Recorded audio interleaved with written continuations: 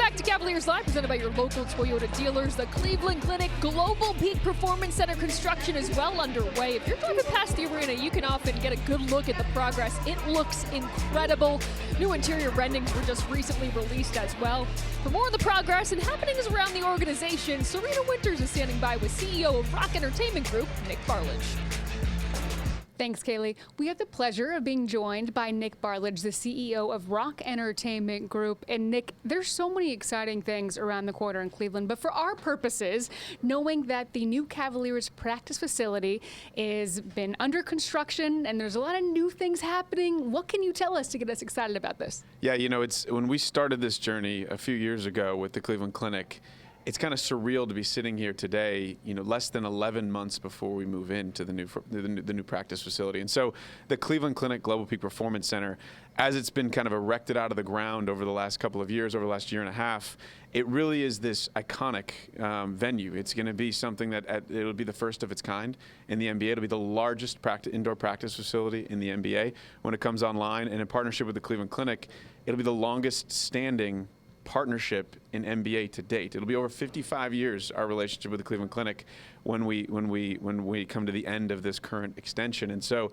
it's a world-renowned facility that will give our guys an absolute advantage when you think about peak performance and showing up at 7 o'clock every night or 7:30 to be their best self. But then also it'll have public access to allow for the public here in downtown Cleveland and the adjacent communities to be able to get their sports medicine needs served right here in downtown Cleveland. And so we're very fortunate to have partners in the Cleveland Clinic that have just really invested in this along with us. More importantly, though, we're very fortunate to have a chairman in Dan Gilbert that allows us to kind of dream about these kind of outcomes and then invest at the highest of levels to make them a reality. The other thing that's so great is this is just the first development part of the Bedrocks, the riverfront. What can you tell us about what else is to come? Look, we have a lot of work to do, but the exciting thing is this last fall we were able to announce COSM coming to Cleveland, which will be the fifth immersive reality venue right here in Northeast Ohio. The fourth will actually be coming online later this summer in Detroit, so it's fantastic to have that as kind of bookends around the lake. And then as recently as last week, we just announced a brand new amphitheater in partnership with Live Nation, Bedrock, and Rock Entertainment Group, which will bring a 6,200 seat amphitheater right next to the Cleveland Clinic Global Peak Performance Center. And so as you look at this strategy, it's very much a strategy built on how we can invest in this experientially driven economy that allows for our city to always be on and really be a city that we can have something going on 365 days out of the calendar year. And we haven't even gotten to the WNBA team coming here in 2028. And so there's a lot of momentum. There's a lot to be excited about. None of it happens without Dan's vision. None of it happens without his commitment to privately fund all of these things, and we think that is something that's really important, that people understand that Dan and our team continue to bet big on the city of Cleveland. Dan is one of those very unique individuals where he has this kind of for more than profit strategy, and he weaves it into our entire family of companies, and we see it show up in so many different ways.